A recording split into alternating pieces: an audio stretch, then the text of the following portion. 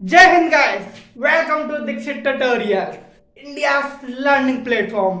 आज हम डच पढ़ेंगे। हमने पहले दो पार्ट में पुर्तगालियों को खत्म कर दिया था। पुर्तगाली उस चैप्टर को खत्म कर दिया था, उस पार्ट को खत्म कर दिया था जो हमारे पॉइंट ऑफ व्यू से, हमारे एग्जाम पॉइंट ऑफ व्यू से बहुत इंपॉर्टेंट था।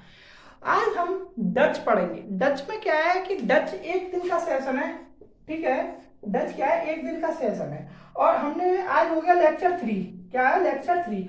लेक्चर 1 एंड 2 पुर्तगालियों के ऊपर थी, पुर्तगालियों के ऊपर थी। और मैंने अपने वाईटी मैनेजर और कंटेंट मैनेजर से बोलकर मैंने एक अलग प्लेलिस्ट बनवा दी है, आधुनिक भारत की। आधुनिक भारत की आपको जैसे ही दीक्षित ट्यूटोरियल चैनल पर जाओगे तो आपको एक प्लेलिस्ट दिखेगी, और उस प्लेलिस्ट पे आपको आधुनिक भारत के सब वीडियो सीरियल वाइज मिलती जाएंगी, ठीक है। तो आज हमने ये कार्य किया और आज हम डच पढ़ेंगे। डच में क्या है कि हमने पहले देखा कि पुर्तगालियों का पतन कैसे हुआ। पुर्तगालियों का जब पतन होता है, जैसे पुर्तगालियों के क्या है, स्पेन के राजा से मिल जाते हैं। जैसे ही स्पेन का पतन शुरू होता है, पुर्तगालियों का शुरू हो जाता है पतन, ठीक है। तो 17वीं शताब्दी के मध्य में क्या होता है, डच आते हैं, ठीक है। डच पहले क्या करते थे, जो पुर्तगाली थे, पुर्तगाली लिस्बन जब व्यापार करते थे तो यहाँ से, भारत से जो अपने वस्तुओं को लिस्बन ले जाते थे। कहाँ ले जाते थे? लिस्बन। लिस्बन से क्या करता था, एंटवर्प तक सामान को कौन पहुंचाते थे? डच लोग। डच लोग क्या करते थे, लिस्बन से एंटवर्प तक ले जाते थे, ठीक है। एंटवर्प से यूरोप के बाजारों में, वहां के बाजारों में सामान को पहुंचाया करते थे। जैसे जैसे सामान पहुंचता, इनका व्यापार बढ़ता यूरोप में, ऐसे भारतीय वस्तुओं का ऐसे व्यापार शुरू हो गया। तो पुर्तगालियों ने लिस्बन तक पहुंचाया, लिस्बन से एंटवर्प तक, एंटवर्प से यूरोप के मार्केटों तक डच लोगों ने पहुंचाया।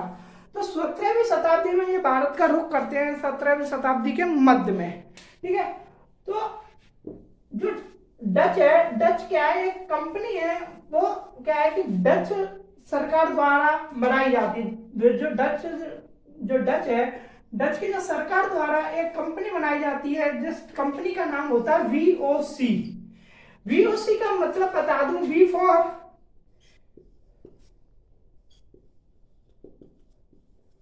ओ फॉर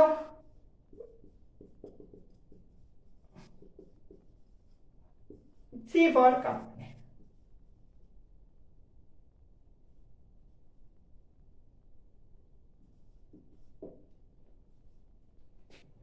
वीरेंगर्ड ऑस्ट इंडीज कंपनी, वीओसी, इसको शॉर्ट में बोल देते हैं वीओसी। तो एक सरकार ने एक कंपनी का निर्माण किया है, इस कंपनी को बनाया है, जिसको हम वीओसी के नाम से जानते हैं। और इसका नाम पूछा जाता है, बार बार नाम आया है, मैं एक सही से लिख दूं, वी फॉर वी RENIGDE, ठीक है। वीरेंगर्ड, ठीक है। ओ फॉर ऑस्ट इंडीज, ऑस्ट इंडीज, सी फॉर कंपनी,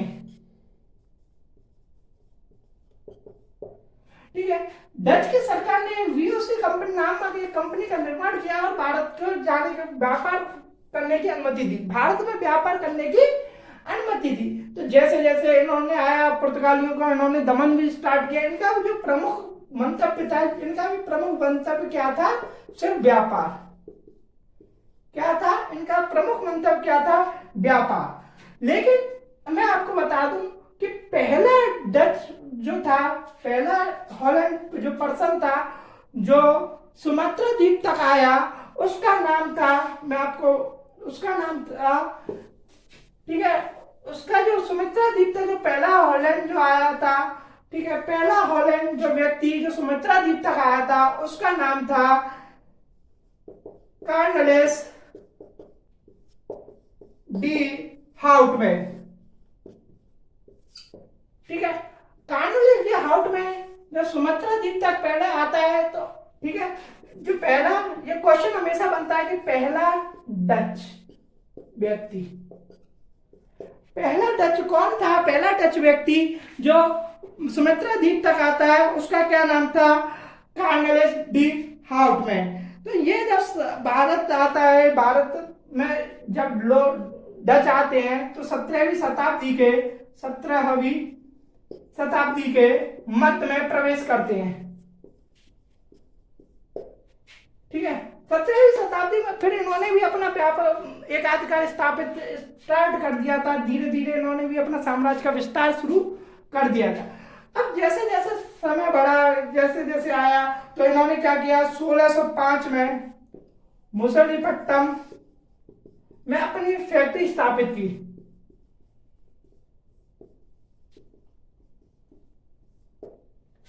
1605 में मुसलीपट्टनम में फैक्ट्री का स्थापित की। अब मैं आपको बता दूं, मैं यहाँ पॉइंट ऑफ व्यू एग्जाम से जो हमारे लिए एग्जाम के लिए बहुत जरूरी है, मैं उसी को अब यहाँ बताऊंगा। ठीक है, धीरे धीरे ऐसे ही मैंने क्या बोला था कि क्लास नोट्स प्लस पीडीएफ इनको फॉलो करना होगा। और मैं अपने कंटेंट मैनेजर और राइटिंग मैनेजर से बोल दूंगा कि टेलीग्राम चैनल को कमेंट बॉक्स में पिन कर दे। और कोई भी आपका जैसे भी डाउट रहता है तो आप क्या किया करो कि आप मुझे कमेंट बॉक्स में जरूर बता दिया करो, क्योंकि मैं आपके हर कमेंट का जवाब देने के लिए तैयार हूं, क्योंकि मुझे आपका रिजल्ट चाहिए। रिजल्ट मतलब बोले तो पॉजिटिव रिजल्ट। दीक्षित ट्यूटोरियल हमेशा आपके उज्जवल भविष्य की कामना करता है, आगे भी करता रहेगा। तो मैं आपको बता दूं कि क्लास नोट्स और पीडीएफ पुर्तगाली जो था, पुर्तगाली की पीडीएफ तैयार हो चुकी है। शायद आज कंटेंट मैनेजर विक्रम बघेल ने उसमें डाल दी होगी टेलीग्राम ग्रुप में, या नहीं डाली होगी तो मैं आज आपको बोल दूंगा कि अपलोड कर दिया जाए। ठीक है, तो कार्नेलिस डी हाउटमैन जब आता है तो सुमित्रा द्वीप में आता है, जो पहला डच व्यक्ति होता है। अब डच व्यक्ति जब मैंने बताया, ठीक है, मैंने जब डच बताया तो डच का मतलब क्या होता है, कुछ लोगों को डच को हॉलैंड बोल सकते हैं। ठीक है, हॉलैंड व्यक्ति था, कौन था, कार्नेलिस डी हाउटमैन। तो धीरे धीरे ऐसे समय बढ़ा, ठीक है, इन्होंने अपना विस्तार शुरू किया। ठीक है, तो सबसे पहले मैंने जो आपको बताया था कि वीओसी जो कंपनी थी, वीओसी नामक जो कंपनी थी, वीओसी क्या था, जो डच की सरकार ने स्थापित किया था। डच व्यक्ति जो प्राइवेट जो व्यक्ति होते हैं कि प्राइवेट इन्वेस्टमेंट किसी कंपनी में होता है, वो नहीं था। सरकार का पूर्ण हस्तक्षेप था। किसका था, सरकार का पूर्ण हस्तक्षेप। अब मैं आपको एक यहीं पर बता देता हूं, ठीक है, जिसमें सरकार का पूर्ण हस्तक्षेप रहता है। आप खुद लोग देखिए, जैसे हम लोग, आप लोग आईटी ऑफिस में लाइसेंस बनवाने के लिए जाते हैं। ठीक है, सबसे ज्यादा करप्शन मुझे यही लगता है आईटी ऑफिस में, क्योंकि आपको भी पता है, मुझे भी पता है और सभी को पता है कि लाइसेंस बनवाने के लिए दलाल बैठे रहते हैं। क्या है, भ्रष्टाचार फैलाते हैं कि नहीं, क्योंकि तब क्या है कि सरकार का पूर्ण हस्तक्षेप रहता है। जब किसी चीज में सरकार का पूर्ण हस्तक्षेप रहता है तो निजी व्यक्ति अपना स्वार्थ सिद्ध नहीं कर पाता, उसको वो जो खुद की जो प्राइवेट इनकम चाहता है वो नहीं कर पाता, क्योंकि जो भी इनकम चाहता है वो सरकार को जाएगी। सरकार को अगर कोई इनकम जाएगी, ठीक है, और कोई निजी व्यक्ति को अगर एक्स्ट्रा रुपए कमाना है तो वो तभी तो भ्रष्टाचार करता है। तो इसमें क्या है कि ये भ्रष्टाचार करने की कोशिश कर रहे हैं, लेकिन सरकार का पूर्ण हस्तक्षेप था। जब सरकार का पूर्ण हस्तक्षेप था तो जो निजी व्यक्तियों की काम करने की जो चेष्टा होती है वो कम होती जाती है। जैसे निजी व्यक्ति है, ठीक है, निजी व्यक्ति की जो काम करने की जो चेष्टा रहती है वो कम होती जाती है। ठीक है, क्योंकि वो क्या करता है, निजी व्यक्ति, ठीक है, क्योंकि वो हर कोई चाहता है कि अपना स्वार्थ सिद्ध हो। ठीक है, हर कोई चाहता है कि वो स्वार्थ सिद्ध हो। जो स्वार्थ के कारण भ्रष्टाचार में बढ़ोतरी होती है। देखो, मैं आज आपको बता दूं, स्वार्थ इज डायरेक्टली प्रोपोर्शनल टू भ्रष्टाचार, करप्शन। ठीक है, अगर यहाँ स्वार्थ है अपना तो वहां भ्रष्टाचार होगा, क्योंकि निजी व्यक्ति का क्या करता है, निजी व्यक्ति हमेशा अपना निजी स्वार्थ देखता है, अपने परिवार को देखता है, अपने इनकम को को देखता है, अपने बीवी बच्चों को देखता है। अब जहां बीवी बच्चे आ गए वहां स्वार्थ सिद्ध हो गया। भाई बच्चे कोई भी कमाता है, आप मैं कमाऊंगा आप कमाओ, कौन किसके लिए कमाते हैं? अपने परिवार के लिए। अपने परिवार में कौन होता? माता पिता बीवी बच्चे, ठीक है। अब भाई जब तक बीवी का डंडा आपकी सिर पे, तो भाई साहब स्वार्थ तो करना पड़ेगा, ठीक है। बीवी बोले तो बस समझ जाओ, ठीक है। तो भाई साहब बीवी के डर की वजह से ही इंसान स्वार्थी बनता है, क्योंकि उसे पता है, उसने बोला आज बीवी ने बोला कि शॉपिंग करने ले जाना है, बीवी ने बोला शॉपिंग करने जाना। अब उसको पता है कि नहीं यार, अगर मैं किसी ठेले वाले से अगर मैं कपड़ा लूंगा तो वो 150 रुपये में मिलेगा, ठीक है। वहीं अगर कहीं मॉल में चला गया तो वही कपड़ा मुझे 1000 रुपये में मिलेगा। अब ठहरी बीवी, अब तुम्हें पता है कि बीवी का भाई हर पड़ोसन को जलाने के लिए कुछ ना कुछ करेगी कि नहीं, तो वो 150 वाले में तो जाने से रही, बीवी जाएगी 1000 रुपये वाले। अब उसकी सैलरी है 200 रुपये, अब वो बोलता है कि 200 रुपये में से 150 रुपये तो मैं उसको दिलवा दूंगा, लेकिन 1000 रुपये कहाँ से दिलवाऊं? उस निजी, अब इसमें क्या है, निजी स्वार्थ आ गया। निजी स्वार्थ की वजह से ही भ्रष्टाचार आया। मैं ये नहीं बोला, मैं बीवियों पे आरोप नहीं लगा रहा, मैं एक उदाहरण दिया आपको समझाने के लिए कि जहां स्वार्थ होगा वहां भ्रष्टाचार होगा, ठीक है। जहां अगर निजी स्वार्थ चाहते हो, जैसे इसमें क्या है कि निजी स्वार्थ जब सरकार ने इन पर कार्रवाई की और निजी स्वार्थ इनका सिद्ध नहीं हो पा रहा था, ये स्वार्थ जो करना चाहते थे, जो निजी मुनाफा चाहते थे वो नहीं कर पा रहा था, तो निजी व्यक्तियों की क्या हुआ, काम करने की चेष्टा जो है कम होती गई।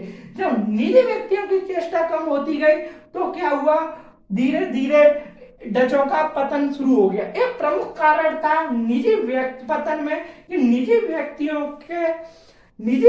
के जो काम करने की जो चेष्टा थी वो कम हो गई थी, ठीक है। तो मैंने ये बस उदाहरण दिया था 1000 का 150 का, ठीक है। उसको भाई आप लोगों की बीवियां हो तो भाई मैं माफी चाहता हूँ, ऐसा तो कोई वैसे बोला नहीं है, लेकिन फिर भी ठीक है ना, बस मैंने बस ये उदाहरण के तौर पे आपको बता दिया था, ठीक है। तो कोई हर्ट मत होना। हाँ बट ये है कि आप लोगों से गुजारिश है भाई, थोड़ा सैलरी अगर 150 रुपये है, ठीक है, तो कोशिश करो कि 100 रुपये में काम हो जाए, 200 रुपये खर्च ना करो शॉपिंग में, ठीक है।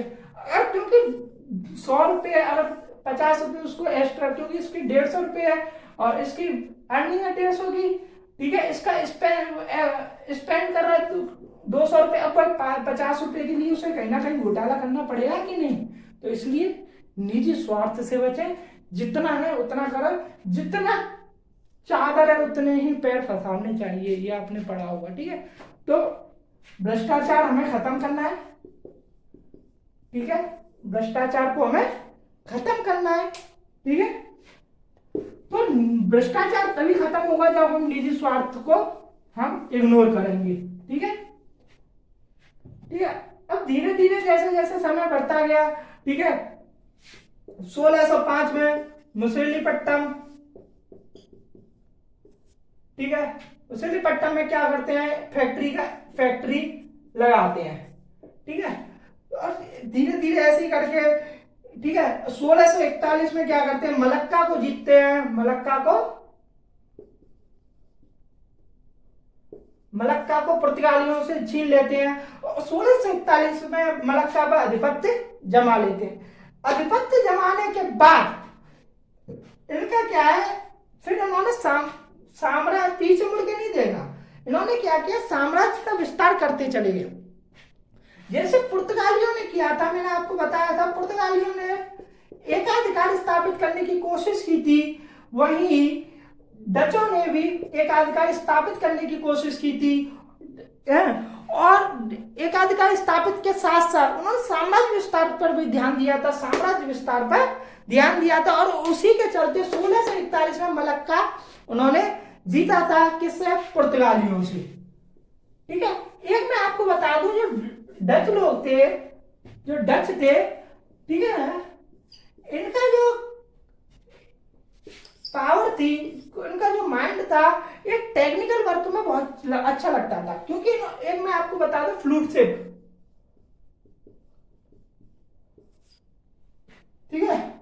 अब देखो शिप से मतलब पता चल रहा क्या है, ये जहाज, किसका, नौसैनिक जहाज, पानी वाला जहाज, पानी वाला डांस, है ना। तो पानी वाला जहाज शिप, फ्लूट शिप। तो फ्लूट शिप क्या है, एक जहाज का नाम है। इनका मैं आपको बता रहा हूँ, डच ये आता है फ्लूट शिप क्या है, एक जहाज का नाम है, ठीक। ये मैंने शायद 2011 के पेपर में मैंने देखा था शायद, ठीक है। तब वहाँ फ्लूट शिप आया था, मुझे याद आ गया, इसलिए आपको बता दे रहा हूँ। क्योंकि मैं क्या करता हूँ कि एग्जाम पॉइंट ऑफ व्यू से पढ़ाता हूँ, मैं कोई इधर उधर की नहीं करता। एग्जाम्पल आपके तौर तरीके में समझाने की कोशिश करता हूँ, जिससे कि आपके माइंड में मैं रटाता नहीं, मैं समझाता हूँ ताकि आपके दिमाग में वो स्थिर हो सके। तो फ्लूट शिप क्या था, फ्लूट शिप के बारे में आपको मैं बता दूं, एक जहाज का नाम था। क्या था, जहाज का नाम। इस जहाज पर क्या खासियत थी, सबसे जो खासियत थी, ये बहुत हल्का, खर्चा कम लगा, और जो माइल होने की जो इसकी पावर थी, इसकी जो कैपेसिटी थी, वो थी ज्यादा, ठीक है। मैंने जैसे साइन लगा दिया, मतलब ज्यादा, ठीक है। तो हल्का, खर्चा भी कम आया और माल ज्यादा ढोरा। तो इनका जो टेक्निकल माइंड था ना, वो बहुत तेज था, ठीक है। तो इन्होंने फ्लूट शिप नामक एक जहाज का इन्होंने निर्माण किया था। इससे क्या है कि ये व्यापार में अपना व्यापार करते थे, एक देश से दूसरे देश में अपना सामान को, व्यापार के विस्तार के लिए, व्यापार के एक्सपेंशन के लिए, ठीक है, अपने साम्राज्य विस्तार के लिए भी। क्योंकि उन्होंने नौसैनिक बेड़ों पर भी, उन्होंने नौसैनिक बेड़ा जब जाता था, तो उन्होंने नौसैनिक को इतना मजबूत करने की कोशिश की, ताकि ये आगामी जो कोई भी हमले थे उनको ये चुनौती दे सकें, ठीक है। लेकिन जैसे जैसे मैं आपको बताऊंगा होता क्या है, ठीक है, क्योंकि फिर अंग्रेज भी आ जाते हैं, ठीक है। तो मैं आपको पूरा बताऊंगा। तो फ्लूट शिप मैंने आपको बता दिया, फ्लूट शिप की कहानी बता दी कि क्या था। और फ्लूट शिप हमेशा याद रखना चाहिए कि जहाज का नाम है। अब क्या हुआ कि एकाधिकार स्थापित, जैसे पुर्तगालियों ने चाहा कि एकाधिकार स्थापित किया जाए, वैसे ही जैसे पुर्तगालियों ने क्या चाहा, एकाधिकार स्थापित करना व्यापार पर, ठीक है। वैसे ही डचों ने भी, डच लोग थे, उन्होंने भी क्या चाहा, एकाधिकार स्थापित करना। जब एकाधिकार स्थापित अगर ये लोग कर रहे हैं, तो सबसे पहले मैं आपको बता दूं कि गोलकुंडा का सुल्तान तंजौर और मदुरै,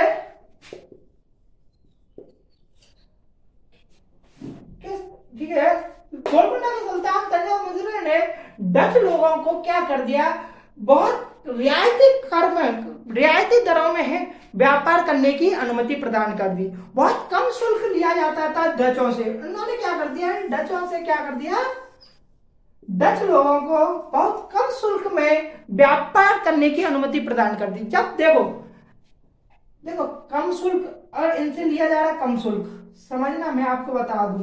देखो कोई भी, जैसे कोई भी पुर्तगाली आए या डच आए या अंग्रेज आए, अंग्रेजों को तुम्हें देखो, अंग्रेज इसलिए ज्यादा बदनाम है क्योंकि उन्होंने ज्यादा सालों तक हमारे यहाँ शासन किया था। तो कम ये भी नहीं थे डच, कम पुर्तगाली भी नहीं थे। अब देखो डच में बताऊं, अब कोई भी भारतीय व्यापारी, उदाहरण के तौर पे बता रहा हूं मैं, उदाहरण के तौर पे, ठीक है, भारतीय व्यापारी किसी भी व्यापार में अगर 100 रुपए शुल्क देता है, तो वहीं डच व्यापारी 20 रुपए शुल्क दे रहा है। अब 80 रुपए का फायदा किसको होता है, डच को। अब डच लोगों को अगर 80 रुपए का फायदा हो रहा है, तो ये बताइए कौन ज्यादा प्रॉफिट में जाएगा व्यापार करने में, क्योंकि इनका माल सस्ता हुआ कि नहीं, क्योंकि इनको तो 80 रुपए का बचत, क्योंकि इन्हें शुल्क ओनली 20 रुपए देना पड़ रहा है और इनको शुल्क 100 रुपए देना पड़ रहा है। तो क्या हुआ कि भारतीय व्यापार का तो नुकसान शुरू से, कुछ सुल्तानों ने शुरू से ही उनका दमन शुरू कर दिया था, क्योंकि हर कोई चाहता था अपना भला हो, कर भला तो हो भला।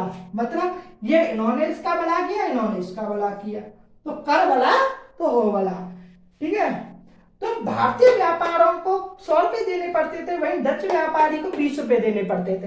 इसी कारण डच जो व्यापार थे, जो डच के व्यापारी थे, इनका जो सामान था, जो भी सामान था, वो मार्केट में 50 रुपए का आएगा, लेकिन वहीं इनका 130 रुपए का आएगा। तो लोग कहाँ पहुंचेंगे? यहाँ पहुंचेंगे कि नहीं 50 रुपए वाले में? ठीक है, यहाँ पहुंचेंगे 130। वही सामान अगर 50 रुपए में मिल रहा है, वही सामान 130 पे मिल रहा है, तो लोग क्या जाएंगे? डच के व्यापारी पर।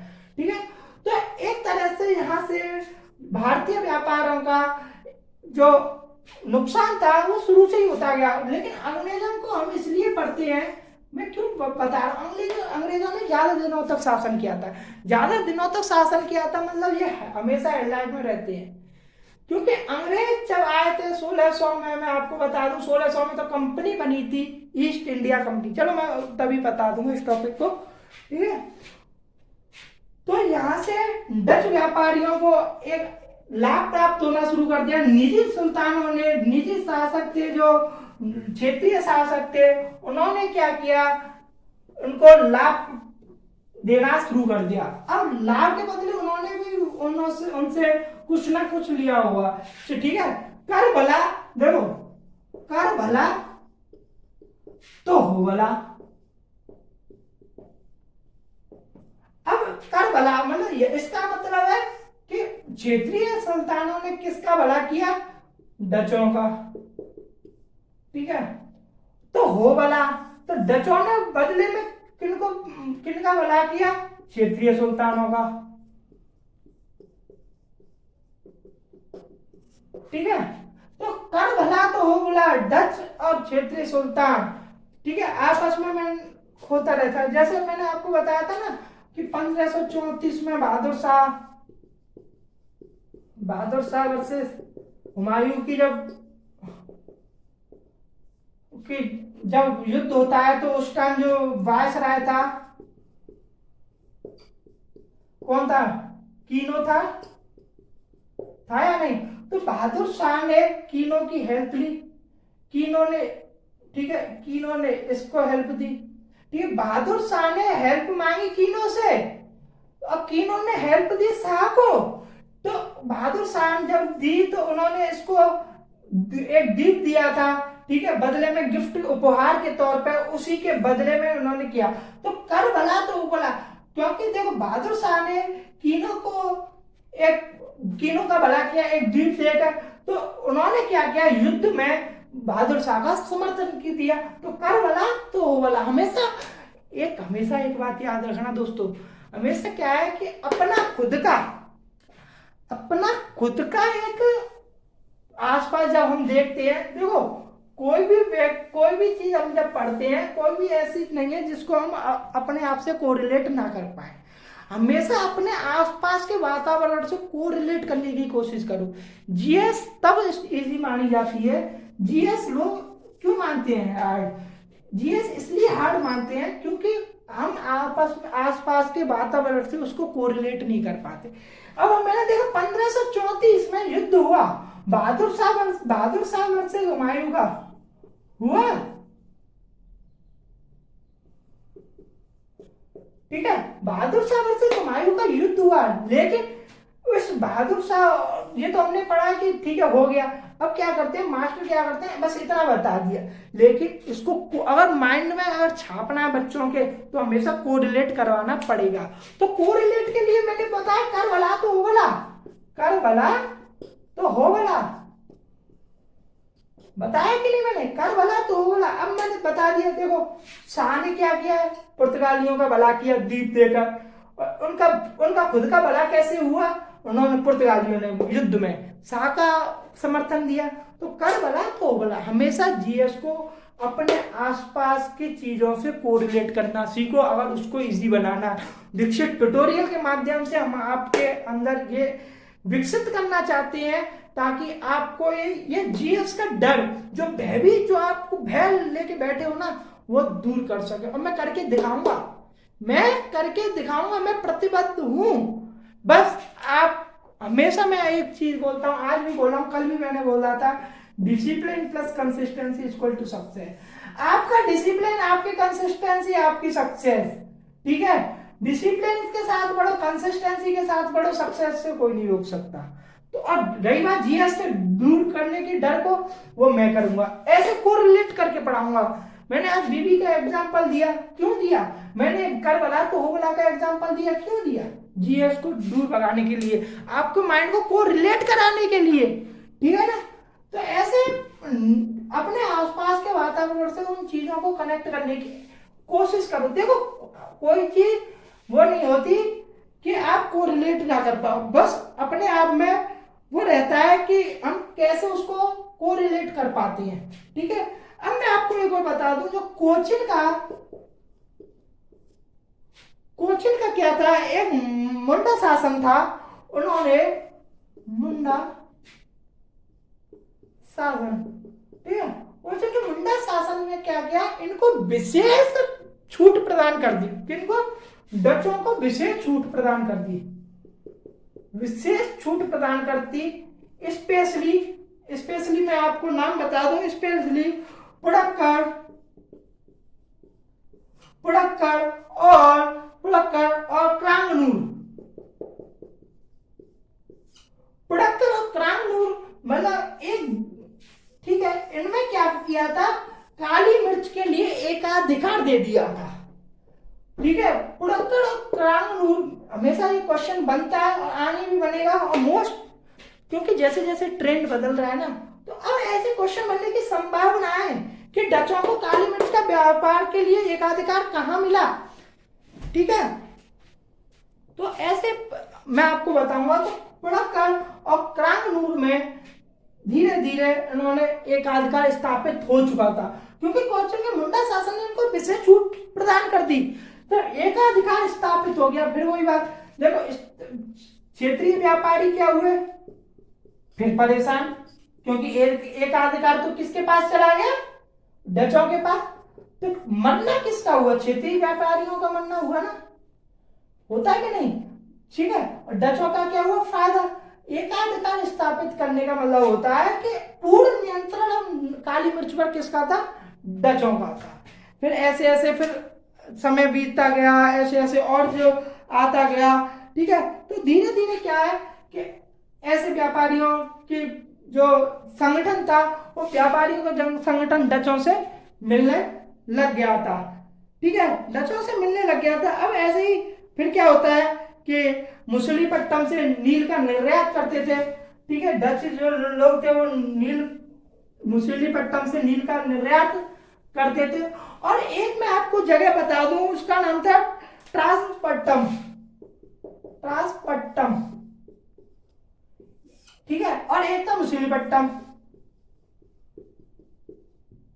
यहां से करते थे नील का निर्यात। आयात निर्यात जानते हो ना, इतना तो यार मैं समझता हूं कि इतना तो आप लोग जानते होंगे। ठीक है, और ट्रांसपट्टनम से करते थे विशेष प्रकार का जो वस्त्र था वो लेते थे, विशेष प्रकार का वस्त्र। ठीक है, ट्रांसपट्टनम और मछलीपट्टनम। ठीक है, तो मछलीपट्टनम से नील का निर्यात करते थे, ट्रांसपट्टनम से विशेष प्रकार का वस्त्र लेते थे। तो ऐसे ऐसे डचों ने अपना आरंभ शुरू कर दिया, इन्होंने व्यापार का एक्सपेंशन शुरू कर दिया, साम्राज्य का विस्तार शुरू कर दिया। अब क्या होता है कि इन्हीं के टाइम पर इनका शुरू हो जाता है क्या, अंग्रेजों से संघर्ष। अब आ जाते हैं, अंग्रेजों से संघर्ष हो जाता है, और उन्होंने क्या किया, तो जब जैसे 1655 है, ठीक है, 1655-56 में कोलंबो पर कौन अधिकार कर लेता है, डच कर लेते हैं। ठीक है, 1655-56 में कर लेते हैं, वही 1659 से 63 में कोचिन पे भी कब्जा कर लेते हैं। ठीक है, मैं आपको वो पीडीएफ में बता दूंगा। ठीक है, या फिर चलो मैं आपको बता देता हूँ, 1659 से 63 में कोचिन पर कब्जा कर लेते हैं। ठीक है, कोचिन पर कब्जा। तो इसका मतलब क्या है कि इन्होंने अपना साम्राज्य का विस्तार शुरू कर दिया था। अब जैसे जैसे ये विस्तार कर ही रहे थे कि तभी ईस्ट इंडिया कंपनी का भारत में प्रवेश हो जाता है। वो भी उनका भी प्रमुख मंतव्य क्या था, व्यापार। सिर्फ व्यापार के मंतव्य से आते हैं, तो धीरे धीरे लेकिन उनका संघर्ष शुरू होता है, उनके साथ संघर्ष शुरू हो जाता है, किसके साथ? डचों के साथ, versus Dutch versus east India company. ठीक है, अब ऐसे लिख सकते हैं वीओसी वर्सेस ईआईसी। अब वीओसी को मतलब मैं आपको समझाऊंगा नहीं, ये मैंने बता दिया। EIC, E for East, I for India, C for Company. VOC versus EIC का जब युद्ध होता है, ठीक है, अब ये क्या चाहते हैं? ये भी साम्राज्य का विस्तार चाहते हैं, ये भी एकाधिकार चाहते हैं, इधर ये भी एकाधिकार चाहते हैं, और ये भी चाहते हैं क्या? साम्राज्य का विस्तार,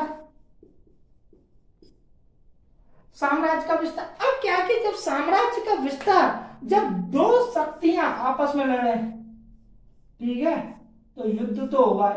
देखो मैं आपको बता दूं, एक चीज है, ये कोई वस्तु है, ठीक है, मैं आपको बता दूं कि एक टी शर्ट है, टी शर्ट है। अब हुआ क्या है कि टी शर्ट, देखो टी शर्ट जैसे कोई भी एक व्यक्ति है, उसकी गर्लफ्रेंड ने दी टी शर्ट, ठीक है, अब भाई जिसकी गर्लफ्रेंड ने दी टी शर्ट वो तो पहनेगा ही पहनेगा। अब क्या हुआ, उसका छोटा भाई, उसके छोटे भाई को वो टी शर्ट पसंद आ गई। अब भाई वो बोल रहा है कि भैया मुझे पहन लेने दो, वो बोलता है नहीं, वो तो मेरी जी आपने दी है, मैं तुझे क्यों दूं? तो चीज एक चीज एक है, लेकिन उसका मन मन कितने लोगों को लगा? दो। अब एक टी शर्ट को लेने के लिए क्या आपस में ये लड़ेंगे, ठीक है, तो उन एक चीज के लिए जब आपस में लड़ेंगे तो वहां युद्ध तो जरूर होगा। ऐसे ही एकाधिकार ये भी चाहते थे, एकाधिकार वीओसी भी चाहते थे, साम्राज्य का विस्तार ईआईसी भी चाहती थी, साम्राज्य का विस्तार वीओसी भी चाहती थी। तो युद्ध हुआ, ठीक है, जैसे जैसे युद्ध होता है, 1759 में क्या होता है? वेदरा का युद्ध होता है 1759 में, ठीक है, वेदरा का युद्ध होता है, जिसमें कि डच हार जाते हैं। मैं आपको बता दूं, वेदरा का युद्ध 1759 में जब वेदरा का युद्ध होता है, VOC versus EIC, VOC versus EIC का जब युद्ध होता है 1759 में, तो इसमें क्या होता है? ईस्ट इंडिया कंपनी जीत जाती है, ईस्ट इंडिया कंपनी विनर घोषित हो जाती है। कौन हो जाती है? विनर। अब जब ये विनर घोषित हो गई, तो इसने क्या किया? अपना एकाधिकार स्थापित करना शुरू किया, साम्राज्य का विस्तार शुरू किया, तो इनका पतन शुरू हो गया। ये एक तरह से खत्म हो गए थे, ठीक है, इनका जो वर्चस्व जो उन्होंने कायम बढ़कर रखा था वो खत्म होता जा रहा था। अब उनकी जगह वेदरा के युद्ध में ईस्ट इंडिया कंपनी की जैसे विजयी हुई, उनका और वर्चस्व बढ़ गया, ईस्ट इंडिया कंपनी का और ज्यादा वर्चस्व बढ़ गया। अब मैं आपको बता दूं, डच का जो वीओसी था, उसका पतन के कारण क्या था? पतन का जो मैंने कारण तो बता ही दिया था। डच का पतन में मैंने आपको पहले ही बता दिया था, क्या था? राष्ट्रीय एकाधिकार, राष्ट्रीय जो कंपनी थी, एक राष्ट्रीय एकाधिकार की कंपनी थी, ठीक है, राष्ट्रीय व्यापारिक कंपनी थी। जहां राष्ट्रीय व्यापारिक कंपनी थी, अगर जहां गवर्नमेंट का हस्तक्षेप रहेगा, वहां क्या है? निजी लोगों की अपने निजी स्वार्थों के आपूर्ति नहीं हो पाएगी। तो आपूर्ति नहीं हो पाएगी तो वो उस लय में, उस जोश के साथ, उस जज्बे के साथ वो काम नहीं कर सकते, जिससे कि क्या है? उनका मनोबल, निजी व्यक्तियों का मनोबल टूटता है, और धीरे धीरे ये क्या होता है कि उनका कंपनी के प्रति जो अपना जो रवैया होता है वो एक अपोजिट होने लगता है। उनका जो ध्यान था वो अब वीओसी पर नहीं लगता था, जिससे क्या है कि डचों के पतन का प्रमुख कारण ये भी बना। जब धीरे धीरे ऐसे ही हुआ, लेकिन और मैं आपको बता दूं, दूसरा जो कारण था, संसाधन की पर्याप्तता नहीं थी।